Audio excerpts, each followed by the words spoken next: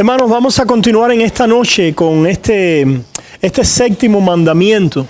Creo que valía la pena tomar dos sesiones en el séptimo mandamiento. Quería leer otras escrituras y abundar un poquito más, y a la misma vez también quería leer o traducir lo que contiene el Catecismo Mayor de Westminster en cuanto a este mandamiento, porque está muy abarcativo y muy comprensivo. Entonces vamos a comenzar con él. Una vez más, el séptimo mandamiento: no cometerás adulterio. No cometerás adulterio. Y la pregunta que hace el Catecismo Mayor de Westminster alrededor de este mandamiento es la siguiente: ¿cuáles son los deberes requeridos en el séptimo mandamiento? Y voy a traducir mientras leo, ¿ok? Los deberes requeridos en el séptimo mandamiento son castidad o pureza. Le digo la palabra para no perderla, porque es una palabra que debemos seguir utilizando. Castidad, que quiere decir pureza. Pureza en cuerpo, mente, afecciones o deseos, palabras y conducta. Una vez más, pureza en lo que requiere esto tiene que ver con el área de nuestra sexualidad, lo que Dios manda respecto a cómo expresar, funcionar con el don, el regalo de la sexualidad que Dios nos ha dado, y lo que Dios anhela, desea, su voluntad para nuestras vidas en esta área es la pureza. Ahora fíjense qué interesante cómo toca todas estas partes, componentes de nuestra persona y personalidad. Dice en cuerpo, en mente, en afectos o deseos, en palabras y en conducta. ¿Ok? Si se fijan entonces, lo que Dios pide, los deberes en esta área afectan o cubren todas las áreas de nuestra persona, de nuestra personalidad, desde lo más profundo, como hemos dicho ya, los deseos, las inclinaciones, a lo más externo, ¿verdad? Y entre lo más externo y la última expresión de lo que este mandamiento prohíbe sería el ser infiel a nuestro esposo o esposa físicamente, ¿verdad? Pero de esa última expresión y entre el deseo, que es la raíz que nos llevaría allá, también existe una gama, un rango, ¿verdad?, de maneras de pecar contra este mandamiento, contra esta voluntad de Dios, que va desde el pensamiento, la mente, ¿verdad?, las palabras, las imágenes que percibimos, los gestos que hacemos, la manera en que nos vestimos, etcétera, etcétera, ¿verdad? Esto el Señor nos lo recuerda en Mateo capítulo 5, cuando nos dice en Mateo capítulo 5: oísteis que fue dicho, no cometerás adulterio. Pero yo os digo que cualquiera que mira a una mujer para codiciarla, ya adulteró con ella en su corazón. No solamente es el hecho de ir a la expresión final, sino que Dios considera adulterio la codicia. ¿Se fijan? Esto lo hemos repetido muchas veces, porque es una doctrina acerca del pecado que nosotros quizás no estábamos muy claros. Que Dios no solamente prohíbe no adulterarás, sino no desearás adulterar. ¿Se fijan? No codiciarás la mujer de tu prójimo. Ese deseo, esa inclinación que se levanta de pronto en nosotros. Ese pensamiento que se levanta en nosotros, no solamente en la acción, es adulterio, es violación de este séptimo mandamiento. El Señor continúa diciendo, vale la pena leer: por tanto, si tu ojo derecho te es ocasión de caer, sácalo y échalo de ti, pues mejor te es que se pierda uno de tus miembros y no que todo tu cuerpo sea echado al infierno. Y si tu mano derecha te es ocasión de caer, córtala y échala de ti, pues mejor es que se pierda uno de tus miembros y no que todo tu cuerpo sea echado al infierno. También fue dicho: cualquiera que repudia a su mujer, dele carta de divorcio. Pero yo os digo que el que repudia a su mujer, a no ser por causa de fornicación, por causa de inmoralidad sexual, hace que ella adultere. Y el que se casa con la repudiada comete adulterio. El Señor está aquí enseñando las ramificaciones, las implicaciones de la violación del séptimo mandamiento. Y esto es algo que nos debe cortar bien profundo a todos. Si usted es hombre, me imagino que inmediatamente aquí se identifique, ¿verdad? Y también mujer. A veces pensamos en los hombres como más propensos a este pecado del adulterio, sobre todo en la mente, en el pensamiento o en el corazón, pero no es así. Ambos géneros están propensos a este pecado y son afectados por estos deseos, lo que a veces toman expresiones diferentes. Mientras que el hombre a veces quizás es más atraído por una imagen, por simplemente ver algo, la mujer quizás, ¿verdad? Requiere o es propensa a otro tipo de interacción que levante en ella, que propicie en ella, que la tienta en esta área del adulterio. Vemos entonces que el Señor dice los parámetros o el contexto para expresar y vivir y funcionar en nuestra sexualidad es el matrimonio. Fuera de eso, estamos cometiendo adulterio.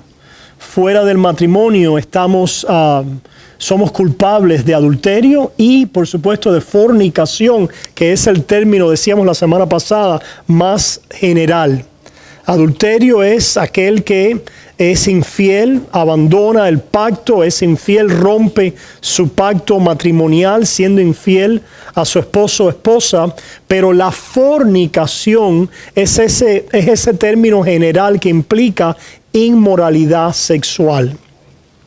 Decíamos que es ese término de donde en el griego tenemos la palabra pornos o porneo o pornía, de donde nosotros tenemos la palabra pornografía, que tiene que ver con la prostitución, que tiene que ver con el vender tu sexualidad.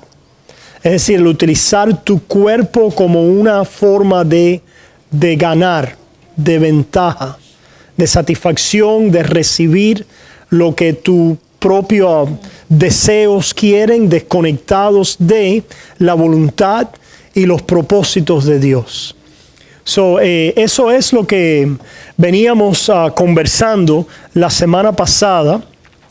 Y el Catecismo Mayor de Westminster dice que debemos entonces buscar esta pureza en nosotros y en otros.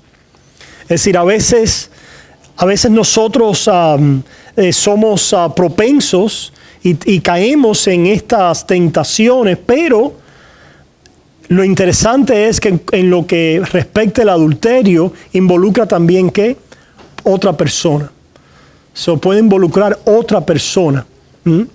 Es un pecado no solamente que estás realizando contra tu cuerpo, sino también con otra persona que estás también afectando y arrastrando. Y por supuesto, decíamos la semana pasada, con todo el círculo familiar en el entorno de estas dos personas que también quedan afectadas. Dice entonces que tiene que ver con estar alerta sobre nuestros ojos, nuestros sentidos. Nuestros ojos, nuestros sentidos. Decíamos al principio, a veces en el caso de los hombres es los ojos, pero quizás en el caso de las mujeres pueden ser los oídos. puede ser la imaginación. ¿Se fijan? Por supuesto, esto, ¿verdad?, prohíbe todo tipo de consumir lo que es imágenes pornográficas, material pornográfico, material explícito, o también a veces cosas que parecieran no ilícitas, pero no convienen. Y nosotros sabemos, ¿verdad?, cuando algún material nos está afectando y nos está llevando en esa dirección en cuanto a los sentidos, ¿verdad? Porque está trabajando sobre esa propensidad de la carne en esta área a la inmoralidad sexual que todos llevamos, ¿verdad? Estas inclinaciones pecaminosas, particularmente en este sentido. Estar alerta con nuestros ojos, con los sentidos. Por eso tiene que ver también con las palabras que escuchamos, los halagos que recibimos, las acciones de otros, las canciones, ciertamente, los bailes, ¿verdad? ¿Se fijan? Son cosas a veces que están promoviendo, aguzando, tentando y trabajando sobre estas inclinaciones que llevamos por dentro. Dice que mantengamos también, dice, compañía pura. Interesante. ¿Cuáles son los deberes requeridos en este mandamiento? Que mantengamos compañía pura. Es decir, no compañía perfecta, no hay ningún perfecto en la vida, ¿verdad? Pero si nosotros vamos a andar con intimidad con aquellos que están caminando en esta área desordenadamente, pues ¿qué va a pasar? Vamos a ser tentados. Vamos a ser llevados también tras estos pecados. Modestia en nuestra vestidura. Modestia, la forma en que vestimos. Los deberes también tienen que ver con el mandato a casarse a aquellos que no tienen el don de continencia. Es decir, el casamiento es un deber de aquellos que no tienen el don de continencia sexual. El amor marital es un deber también, y la cohabitación de los esposos que se debe a la pareja, que nos debemos como un deber en contra de este mandamiento. Vamos a leer algo al respecto un momentico. Vayamos allí a 1 Corintios. En 1 Corintios capítulo 7 leemos lo siguiente. ¿Por qué queremos hacer un pequeño énfasis aquí, hermanos? Porque a veces nuestra carne encuentra muchas maneras. 1 Corintios 7. Nuestra carne encuentra muchas maneras de vivir, ¿no? Y a veces uno de los males en el matrimonio es cuando el esposo se porta mal. ¿Cómo se dice?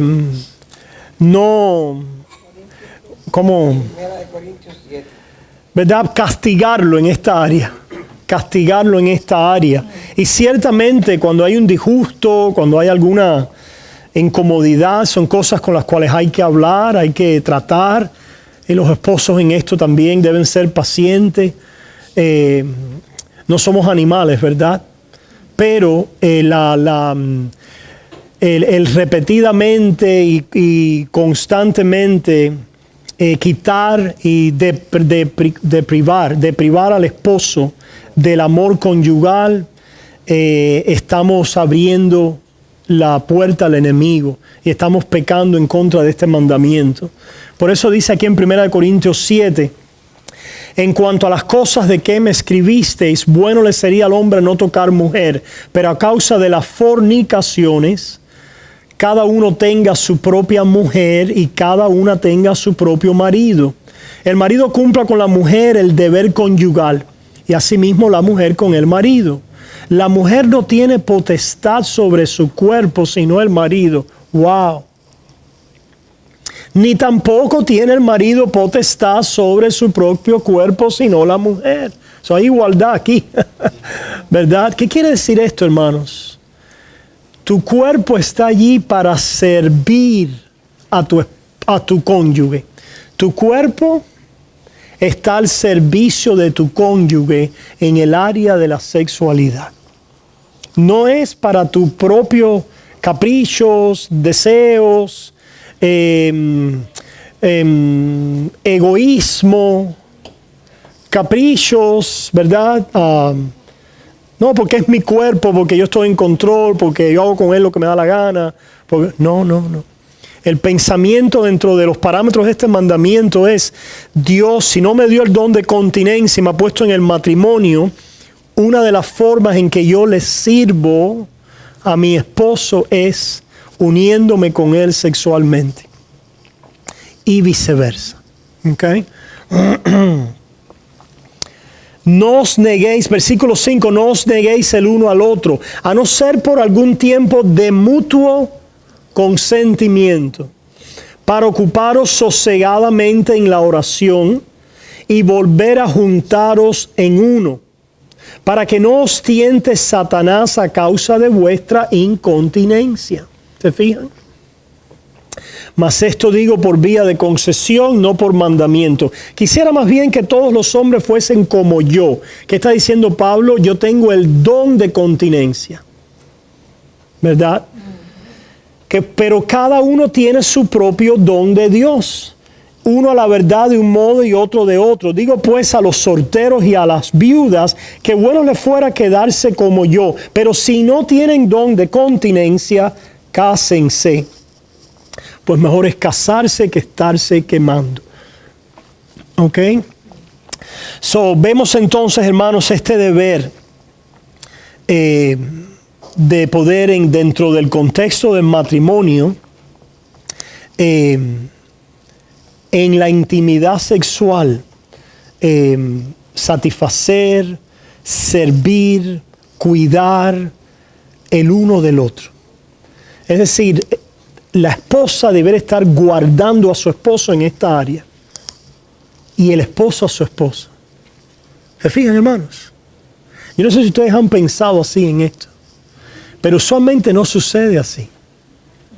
Uno está buscando al otro porque el otro ha ¿qué? Neglected, ¿cómo se dice? Ha abandonado al otro,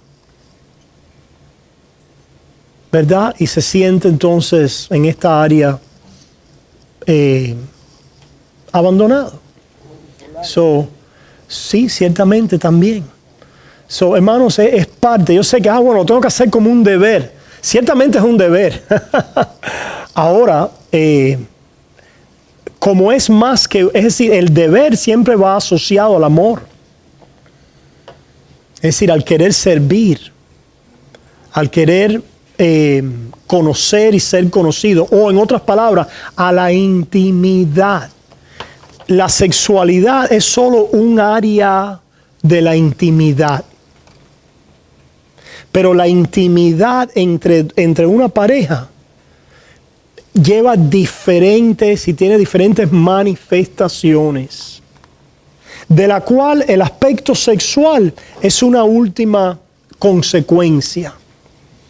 Por eso, hermano, es que en esta área, por eso al fin no somos animales, ni tampoco lo que decíamos la semana pasada, todo se resuelve en la cama, porque el ir a la cama simplemente con asuntos no resueltos es caer en una falsa intimidad. El conversar es intimidad. No, yo tengo que conversar. El conversar es intimidad.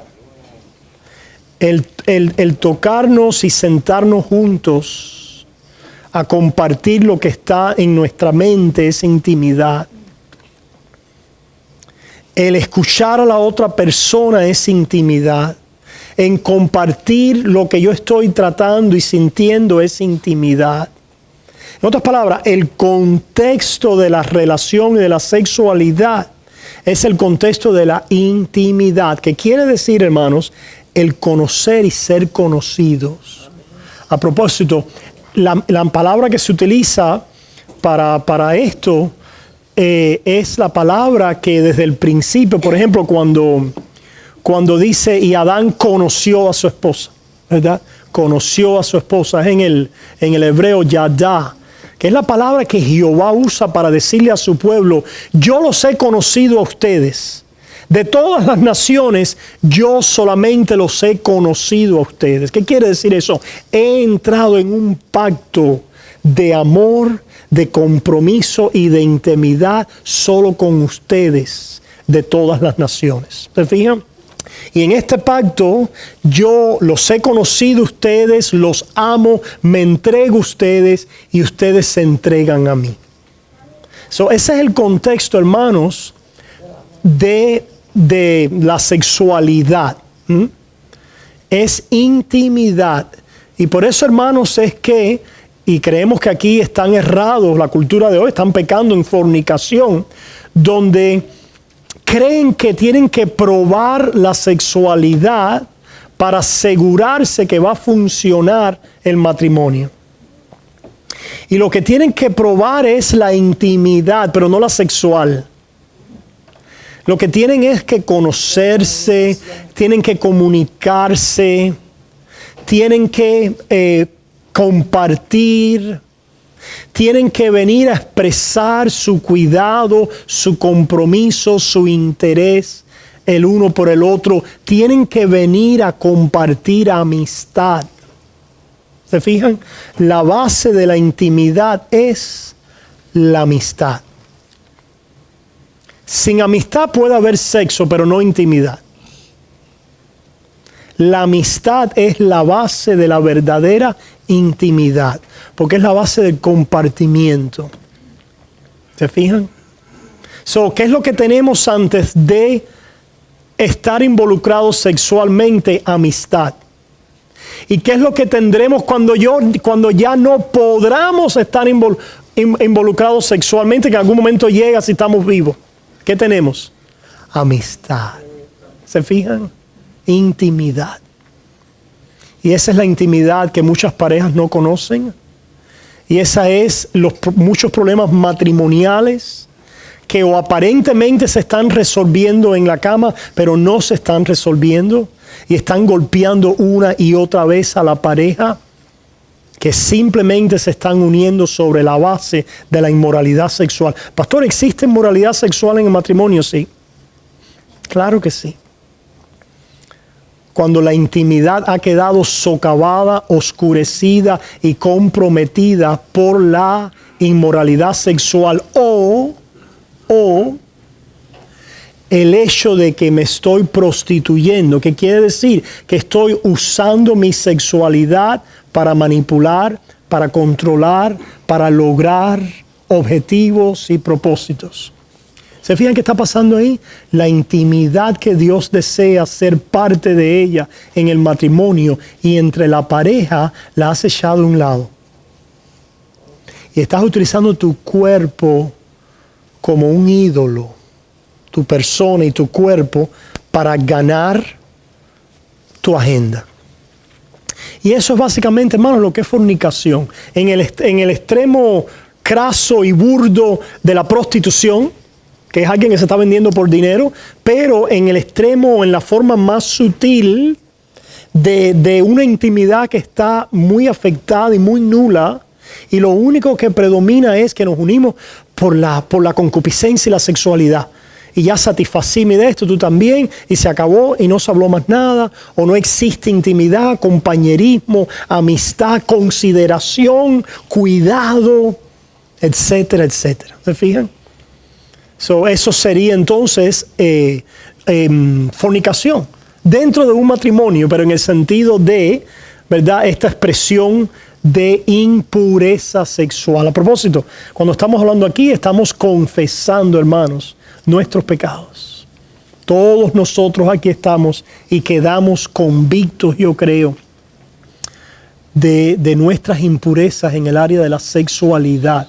Yo creo que si hay un área donde Dios nos da convicción de nuestra necesidad del Salvador, es esta área. Ciertamente. Nos da convicción de nuestra corrupción, de la impureza que vive en nuestros miembros, es esta área. Y de esta manera confesamos nuestra necesidad de la intimidad que tenemos con el Salvador y nuestra dependencia de Él, para poder entonces venir y unirnos en función de esa intimidad los unos con los otros. Otra palabra aquí que yo creo vale la pena reconocer y escuchar. Si continuamos leyendo en 1 Corintios 7:10 dice, 1 Corintios 7:10, pero a los que están unidos en matrimonio mando no yo, sino el Señor, que la mujer no se separe del marido. Y si se separa, quédese sin casar o reconcíliese con su marido. Y que el marido no abandone a su mujer. Y a los demás yo digo, no el Señor, si algún hermano tiene mujer que no sea creyente, este es otro caso, y ella consiente en vivir con él, no la abandone. Y si una mujer tiene marido que no sea creyente y él consiente en vivir con ella, no lo abandone. Porque el marido incrédulo es santificado en la mujer y la mujer incrédula en el marido. Pues de otra manera vuestros hijos serían inmundos, mientras que ahora son santos. ¿Qué está diciendo Dios aquí? La mujer o el esposo creyente que vino a conocer al Señor y está en una situación ahora unido con un esposo o una esposa que no cree, Dios está presente en ese hogar a través de tu fe, de tu persona. Y el Señor tiene planes y propósitos con ese matrimonio. Y tus hijos son llamados santos. ¿Se fijan? Es decir, el marido o la esposa no creyente es santificada para con el propósito de que los hijos sean llamados santos. La promesa de Dios está ahí como resultado de tu presencia en fe. Y Dios está obrando. Y puedes criar a tus hijos en la instrucción del pacto, en la amonestación del Señor y en el Evangelio con promesa de Dios. Y por eso Dios los llama santos, por la fe de un padre en un matrimonio. Pero si el incrédulo se separa, sepárese. Si el incrédulo te abandona por tu fe, ¿qué puedes hacer? Pues no está el hermano o la hermana sujeto a servidumbre, a esclavitud en semejante caso, sino que a paz nos llamó Dios. Hay personas que a veces rompen la paz en el matrimonio, ya sea por inmoralidad sexual, por fornicación, por adulterio, por abuso, por violencia, ¿verdad? Y estas son formas en que se resquebraja y se rompe el vínculo y el pacto matrimonial. Y no estás llamada a esclavitud en contra de aquellas cosas que están acertándole un golpe al pacto matrimonial. Lo están anulando, lo están, en verdad, destruyendo.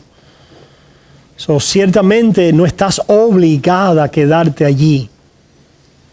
Por supuesto, si hay arrepentimiento, el deseo y la intención de un matrimonio debe ser buscar el arrepentimiento, el ser renovado en esta área, y no el divorcio, que a Dios no le agrada. Esa ruptura deja muchos dolores, cicatrices, raíces para un hogar, para una pareja. ¿Por qué? Porque como dice en 1 Corintios 7, versículo 18, 6, 18, el capítulo anterior, 1 Corintios 6, 18, huid de la fornicación. Cualquier otro pecado que el hombre cometa está fuera del cuerpo, mas el que fornica contra su propio cuerpo peca.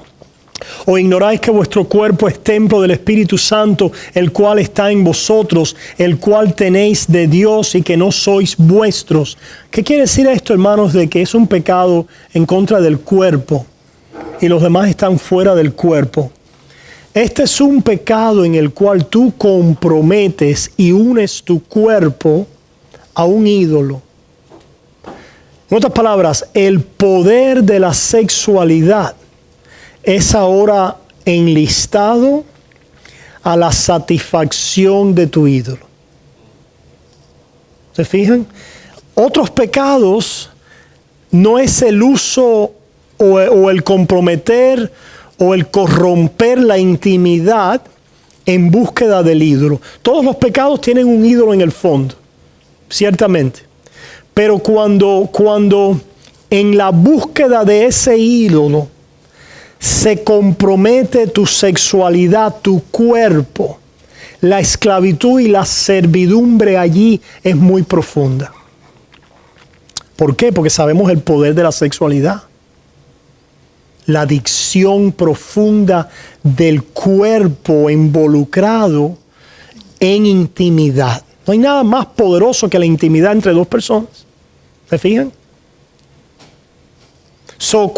Cuando tú empiezas a la adicción de enlistar tu cuerpo en busca de satisfacer intimidad, pero a través de ídolos o reemplazos a ellas, estás socavando aquel don de unión que Dios te ha dado.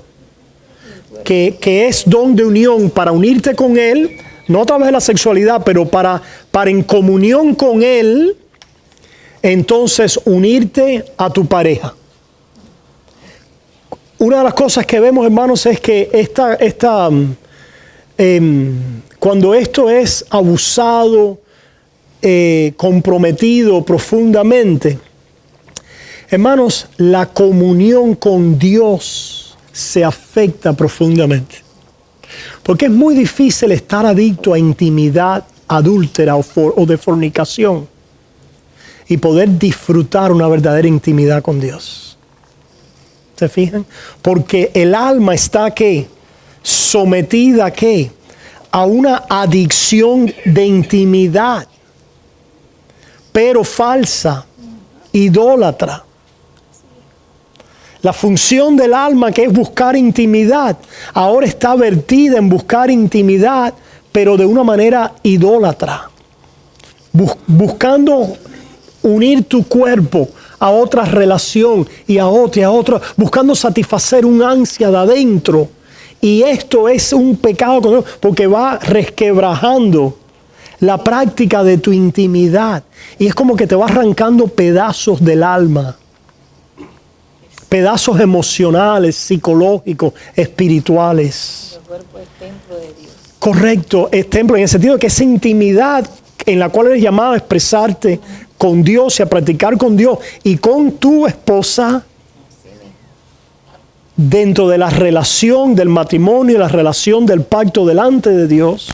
Cuando ahora quedas víctima de este desorden, no encuentras paz a no ser que sea una relación ilícita o aparente paz, que es el tratar de satisfacer esta ansia de intimidad, pero está atada ¿qué? Al ídolo de la relación ilícita.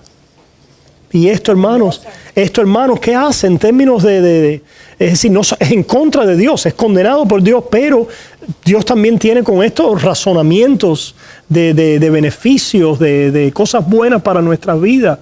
Y el veneno de esto es, hermano, que te va disminuyendo la capacidad de amar. Hay personas que no saben lo que es amar, sino simplemente tener sexo. Eso para ellos es el amor. No pueden confiar en nadie, no pueden servir a nadie sin reserva, no pueden entregarse sin sospechas. ¿Qué ha pasado allí, hermano? Han estado pecando contra su cuerpo. La capacidad de intimidad, como en la pureza en la cual Dios nos llama a hacerlo, ha quedado comprometida profundamente. Todos nosotros hemos sido afectados en esta área. No estamos hablando aquí como fuera del charco, o como si aquellos que no han sido afectados. Todos nosotros, de una manera u otra, hemos sido afectados en esta área y sabemos lo que esto implica. La pérdida de la inocencia, el recelo, la persona que nunca puede confiar, el resentimiento, el pensar siempre mal de la otra persona, el no poder relajarse, el no poder abrirse, el estar siempre culpando al otro. Todos estos son, hermanos, rezagos y defectos y pecados de nuestras áreas de intimidad, de la vida íntima, de relaciones ilícitas, relaciones deformadas, de impurezas en nuestra vida de intimidad y de la práctica sexual. ¿Se fijan, hermanos? ¿Qué hacer con todo esto, hermanos? Confesar delante de Dios crecientemente, buscar ayuda. Buscar ayuda.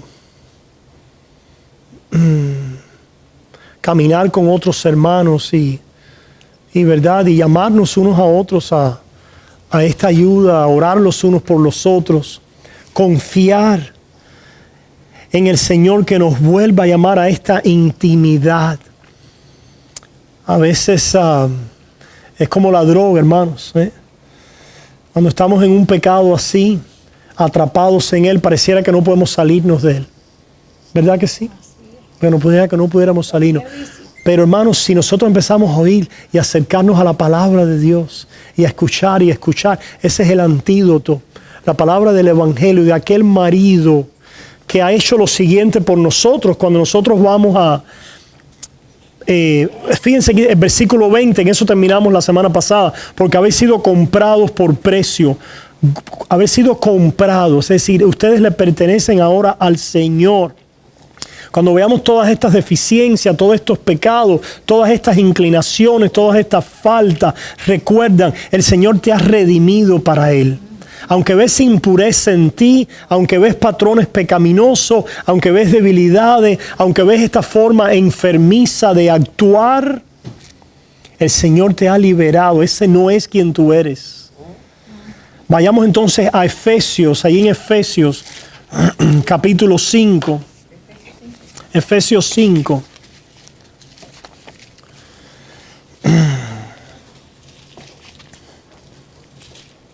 El Señor nos dice lo siguiente. Vamos a comenzar en el 25. Maridos, amar a vuestras mujeres, así como Cristo amó a la iglesia y se entregó a sí mismo por ella. ¿Se fijan? Así como Cristo amó y se entregó a sí mismo por ella, para santificarla, habiéndola purificado en el lavamiento del agua por la palabra, a fin de presentársela a sí mismo una iglesia gloriosa que no tuviese mancha, ni arruga, ni cosa semejante, sino que fuese santa y sin mancha. Así también los maridos deben amar a sus mujeres como a sus propios cuerpos. El que ama a su mujer a sí mismo se ama, porque nadie aborreció jamás a su propia carne, sino que la sustenta y la cuida, como también Cristo a la iglesia. Este es el contexto íntimo o de intimidad donde podemos dar frutos conforme a la gracia de Dios en nuestras vidas en cuanto al esposo por las esposas. Lo que tendemos a hacer nosotros los esposos es a criticar.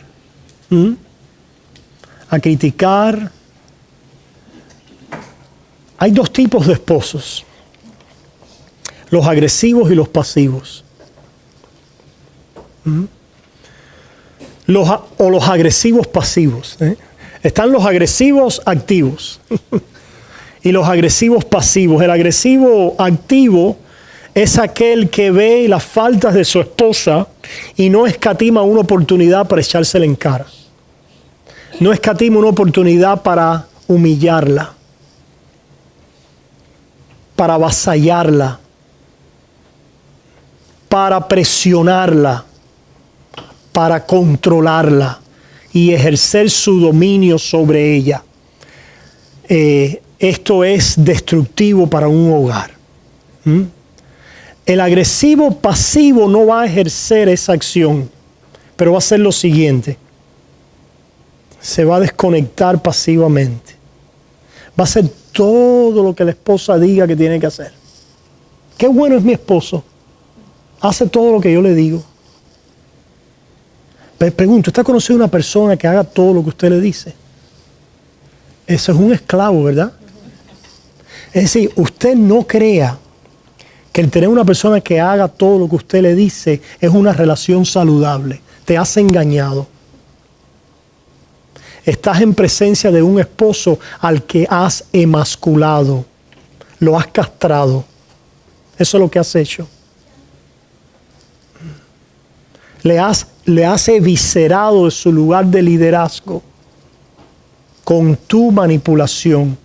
Y el marido simplemente halla que la manera de mantener la paz no es buscando el liderazgo conforme a la visión de Dios, sino buscando la paz haciéndote feliz. Lo cual es una manera de prostituirse el varón. ¿Se fijan? Está bien que gaste ese dinero, si de todas formas ya lo que quiero es... Ok, vamos a comprar esa casa porque no podemos, en una más pesos es la que ella quiere. Pues hay que hacerlo. Ok, vamos a actuar así con los suegros o con eso porque si no, imagínate, no está bien, pero ¿quién la oye? ¿Se fijan? Sí. ¿Y de qué Estamos hablando de nosotros, hermanos. No estamos hablando de nadie afuera. Estamos hablando de nosotros, hermanos. ¿Verdad? Sí, mi. Y el marido con la mujer de diferentes maneras, ¿verdad? Eso lo hace pasivamente. Estamos hablando de los maridos, ¿verdad? O lo hace activamente. Pero es un círculo vicioso. En otras palabras, a veces nuestros matrimonios adquieren una estabilidad sobre la base de una enfermedad. Es decir, dice, no hay problema ninguno. No confundan la estabilidad con la falta de problema. Mi papá va a León todos los días y les dice, ¿estás estable? esa es la palabra de regla de León. Pero mi papá dice, pero si yo tengo esto y esto y esto y esto y eso, y me dice que estoy estable. Sí, es verdad, no te estás muriendo, estás funcionando. Hermano, pero no quiere decir que en nuestros matrimonios podamos ganar en santificación. Pastor, si yo estoy haciendo todo lo que tengo que hacer, yo sé si voy a la iglesia, yo hago esto, ¿verdad? Yo oro, yo canto en el coro, yo evangelizo, yo estoy saludable espiritualmente. Y no vemos la santificación, ¿dónde? Las cosas ordinarias y básicas de la vida, que es la intimidad entre una pareja. ¿Se fijan? Ahí Dios quiere santificación, quiere transparencia, quiere honestidad, quiere verdad, quiere confianza, quiere comprensión, quiere consideración, quiere cubrir faltas, quiere perdonar. Para perdonar hay que confesar, ¿verdad? Quiere confrontar en amor y hablar la verdad en amor, ¿verdad? En el caso de los maridos, la forma, Pablo lo pone de esta manera, ¿verdad? Tan profunda y hermosa. Pedro lo dice muy escuetamente. Pero Pedro lo dice de esta manera. Si vamos a 1 de Pedro capítulo 3. 1 de Pedro capítulo 3, versículo 7. Capítulo 3, versículo 7. Pedro dice en 1 de Pedro 3, 7. Vosotros maridos, igualmente vivid con ella sabiamente. ¿Qué quiere decir sabiamente? Conociéndolas, con conocimiento, tratando de entender a la mujer, que no es una cosa fácil. Y los hombres dijeron, amén. Hermano, no es una cosa fácil porque Dios la ha hecho ustedes muy multifacéticas.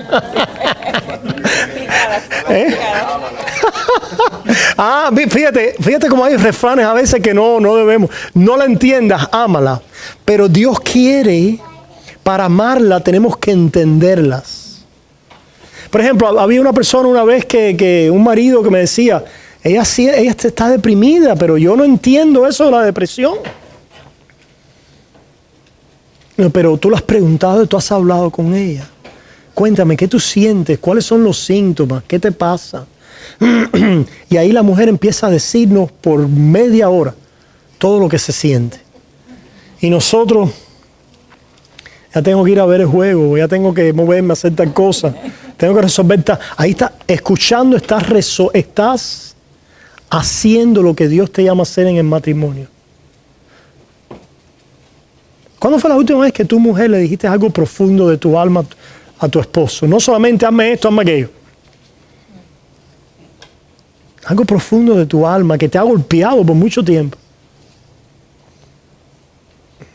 ¿Y cuándo fue la última vez, marido, que tú inmediatamente no saliste con una solución, sino escuchaste, consideraste, te pusiste en el lugar de ella? Entender y conocer es ponerse en el lugar de otro. Eso es lo que dice la paz. No quiere decir que tú tengas que tener la misma experiencia. Si no, Cristo no pudiera haberse compadecido de nosotros. Dice que Él, siendo Dios, Él es un sumo sacerdote que sabe compadecerse de nuestras debilidades. ¿Por qué, hermano? Porque se puso en nuestro lugar sin pecado. Se igualó a nosotros, se acercó, caminó en nuestros zapatos, vio, conoció. ¿Se fijan? En el matrimonio es intimidad con ellas, que es un gran reto. El hombre en su pecaminosidad no quiere hacer esto, no tiene tiempo para esto, escoge otras maneras. Ha puesto su identidad de hombre en otros lugares. ¿Se fijan? Si no se pone a pensar en los biles y las cosas. Es decir, lo que está comunicando la mujer ahí está comunicando su vulnerabilidad, su dolor, su inseguridad, ¿verdad? Y muchas veces lo tomamos y nos ataca a nosotros porque lo tomamos como que... Y ahí es donde tenemos que pedirle a Dios que nos ayude a poder estar ahí presente para ellas, escuchar y buscar soluciones, pero la solución comienza a tratar de conocerlas y entenderlas. ¿Qué la amenaza? ¿Qué la hace sentir insegura? ¿Qué la fortalece? ¿Se fijan? ¿De dónde viene esto? ¿De dónde procede? ¿Por qué? Porque esto eventualmente te hace sentir que compasión. La compasión no, yo no quiero que me tengan lástima. Compasión.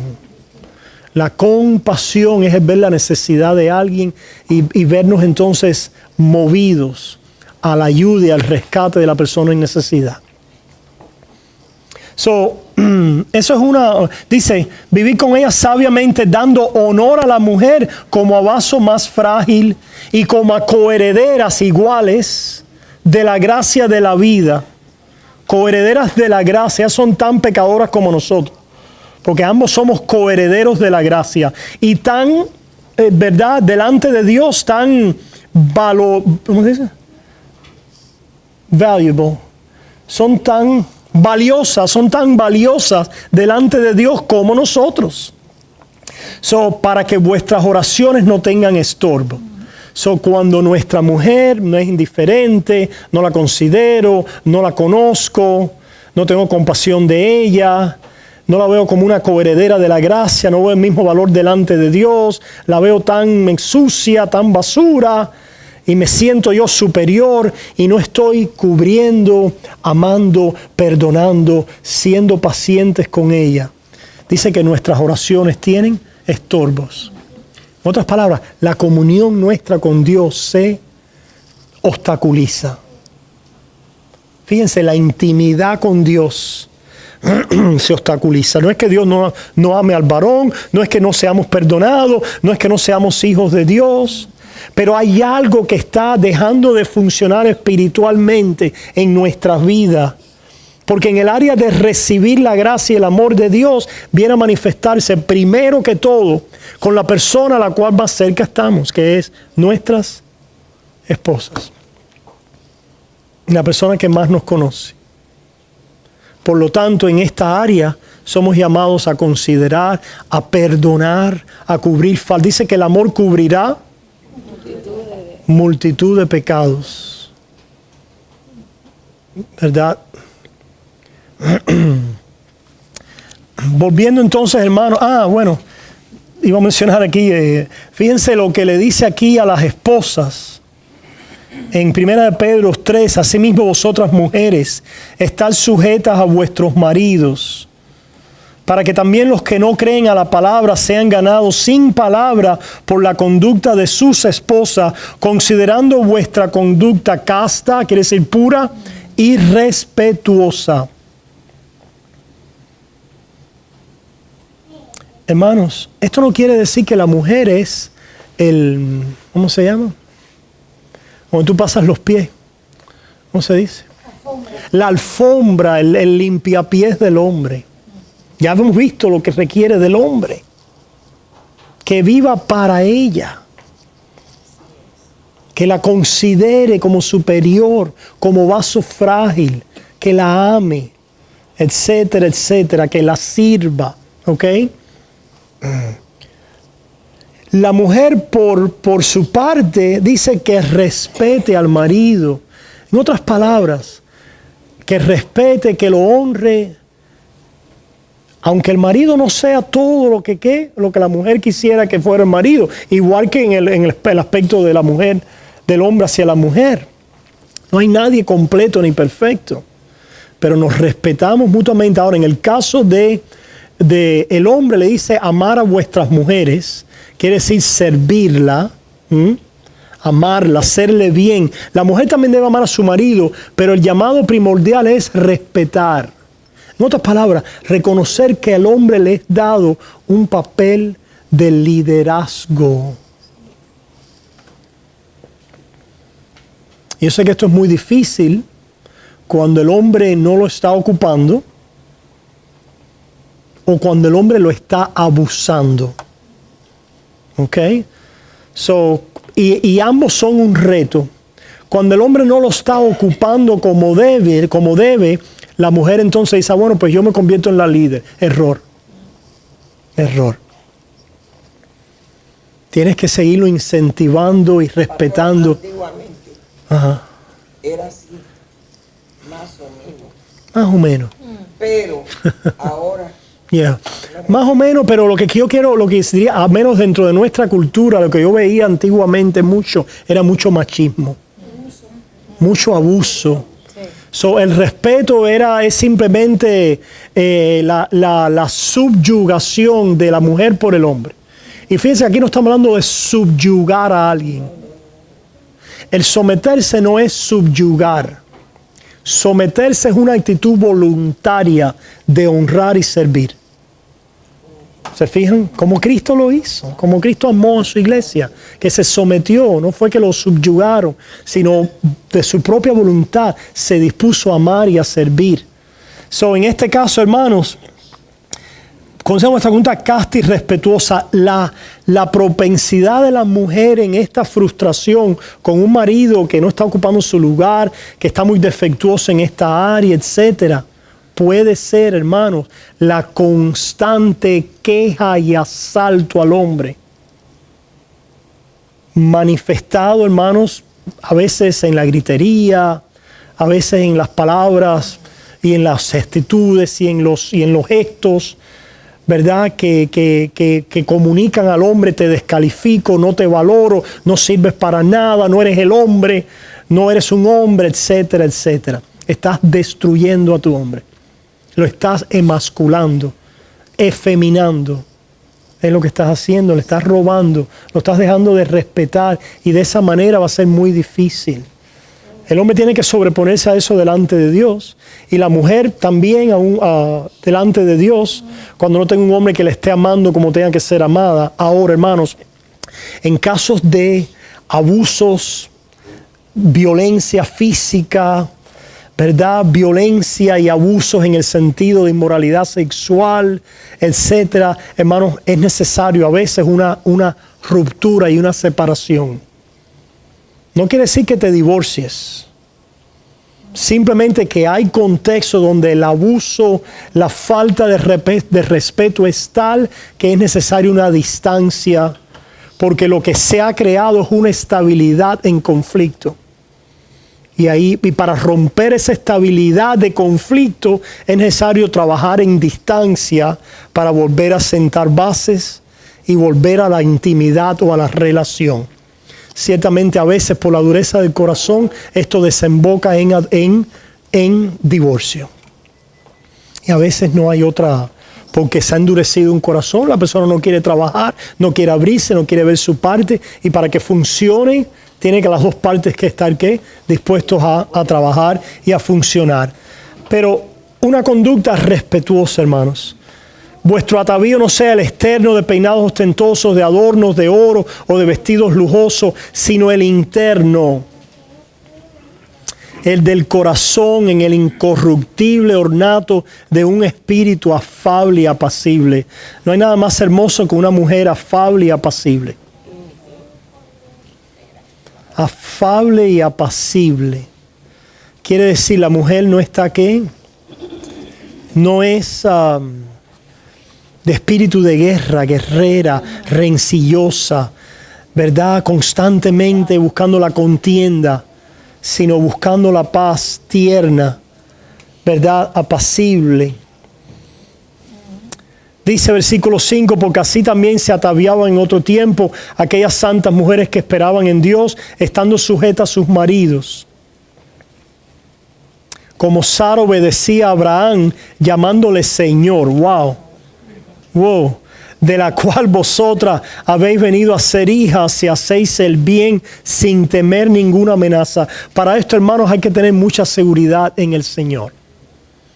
Si no hay seguridad en el Señor, la mujer se va a sentir completamente subestimada, no amada. Y así como dijimos que no hay nada que moleste y destruya más a un hombre que no se le respete, no hay algo que destruya más a una mujer, la socave y la llene de inseguridad, que no sentirse amada y el centro de atención, de conocimiento, de la búsqueda del marido. Eso pone a una mujer fuera de quicio. Ahí es donde tenemos que buscar del Señor ambos, en nuestras debilidades y en nuestras áreas vulnerables, aun cuando no estamos recibiendo aquello que quisiéramos recibir.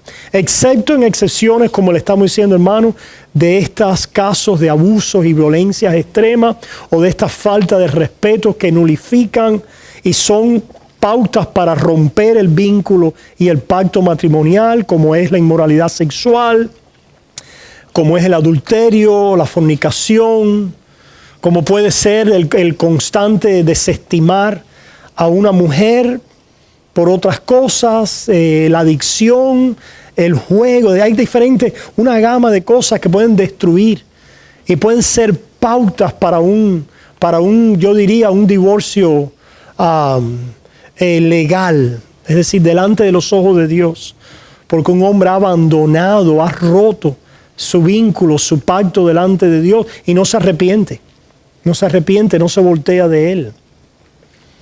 ¿Ok?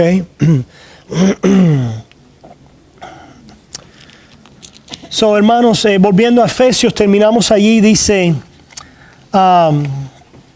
por versículo 30, Efesios 5, porque somos miembros de su cuerpo, de su carne y de sus huesos. Por esto dejará el hombre a su padre y a su madre y se unirá a su mujer, y los dos serán una sola carne. Una vez más, hermanos, otro mal que golpea a la relación es que el vínculo más íntimo entre hombre y mujer esté socavado por la familia de origen. Por la familia de origen. ¿Qué quiere decir eso? Ok, la mujer, vamos a poner en un esposo en particular, mi madre está primero. No, tu mamá no está primero. Tu esposa está primero. Mi padre está primero, esposo. Tu padre no está primero. Tu esposa está primero. Esto choca, no solamente nos choca a nivel bíblico, sino a nivel cultural. Porque nosotros los hispanos tenemos una gran familia que se convierte en un gran desorden. En un gran desorden. Todas las culturas tienen cosas buenas y cosas malas. Ciertamente la familiaridad de los hispanos es una buena cualidad. Pero el no respetar espacios personales y entre parejas es una gran falta de la cultura hispana. Yo estoy haciendo bien, yo estoy haciendo lo correcto. ¿Se puede? Por favor, ¿se fijan? Es decir, a veces estamos por falta de recursos viviendo en familias unidas. Qué bueno sería que hubiera un suegro que extremara su cuidado en decir, el asunto de esposa y esposa es santo, es un terreno donde yo no puedo entrar. No que en cualquier cosa queremos estar metiendo la cuchareta y formando parte como si fuéramos un miembro más de ese matrimonio. No lo eres. Tú tuviste el tuyo.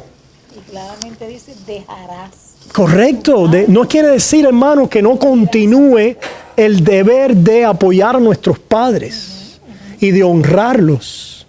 Pero no podemos apoyar y honrarlos socavando nuestra familia. Hay $100 para comprar comida. El que no provea para su familia primero es su esposa y sus hijos. Y ahí está, ¿por qué no me das dinero? ¿Por qué ya me has abandonado? Porque mamá, sí, yo tengo que darte, pero tengo también que cumplir con las necesidades de mi casa. ¿Se fijan? Bueno, esposa, vamos a ver cómo podemos ayudar. Esto se da mucho entre los hispanos que tenemos familia en nuestros países de origen. Porque teniendo las necesidades que tenemos en nuestra casa, le manda $500 a la familia en Cuba. Por favor. Esposo, ¿qué sería razonable? ¿Qué podemos hacer aquí? Es bueno mandar una ayuda. Yo apoyar a los tuyos y tú apoyar a los míos. Como familia apoyar a los nuestros. Pero hermano, tenemos que tener mucho cuidado porque a veces nuestra primera alianza nunca ha dejado de ser nuestra familia de origen. Nunca nos hemos convertido, hemos comenzado a cementarnos con nuestro esposo. Y hay un abismo entre ambos de aquí a Japón. ¿Se fijan? En este aspecto, hermanos, somos una sola carne. ¿Verdad? Nos vamos a unir uno a otro, defendernos, protegernos. Si mi madre se levanta contra mi esposa, pues yo paro a mi madre. Ya sea por celo, ya sea por decir, mamá, discúlpame, no puedes pasar esta línea. Si del otro lado, igual. Lo mejor sería que le diéramos el espacio. ¿Verdad? Es muy importante, hermanos. Muy importante, crítico. Pero ciertamente nada es ideal. Y todos hemos experimentado, sobre todo los hispanos, que hemos sido desarraigados de nuestros países, no hemos podido vivir, no hemos podido tener una casa con nuestro esposo, hemos tenido que vivir juntos con otros, todas estas cosas suceden. Pero mantener en mente el principio, ¿verdad?, por el cual vivimos en esta área. Somos miembros de su cuerpo, de su carne y de sus huesos, Cristo. Por esto era, grande es este misterio, mas yo digo esto respecto de Cristo y de la iglesia. ¿Se fijan? Que al final del día la relación entre marido y mujer es una señal, pudiéramos decir, o es un contexto temporal que nos recuerda la intimidad nuestra con Cristo. ¿Se fijan? Esto es, hermanos, a lo que nos dirigimos. Al final del día, dice que ya en el cielo no nos vamos a casar ni dar en casamiento. No quiere decir a veces, pero ya no va a ser mi esposo, mi esposa. Vamos a tener un esposo, que es ¿quién? Cristo. ¿Y qué vamos a hacer nosotros? Amigos. Amigos, es decir, no vamos a tener necesidad ya más de la sexualidad. La intimidad con Cristo va a ser tal los unos con los otros que ya esa área no es necesaria, no es algo de las cosas por venir. ¿Se fijan? Y para aquel que, ¿verdad?, ha venido a ganar para aquel que está completamente devastado por la sexualidad y atrapado en ella, puede decir, yo no puedo vivir así, eso para mí no es el cielo. Así, ¿entendés? Right? Imagínense, eso no pudiera ser posible. Pero a medida que podemos ir ganando en madurez, etcétera, y viendo, ¿verdad?, el deleite y la paz y la coinonía y la comunión y el amor que pueden unir a dos personas en Cristo Jesús, podemos entender que esto es algo que en realidad no es primordial, ni es eterno, y no es nuestra primera identidad. No es nuestra primera identidad. La primera identidad es que yo soy amado en Cristo Jesús. Y amado en Cristo Jesús puedo amar y servir a otros. Y eso es lo que vamos a hacer por el resto de la vida eterna.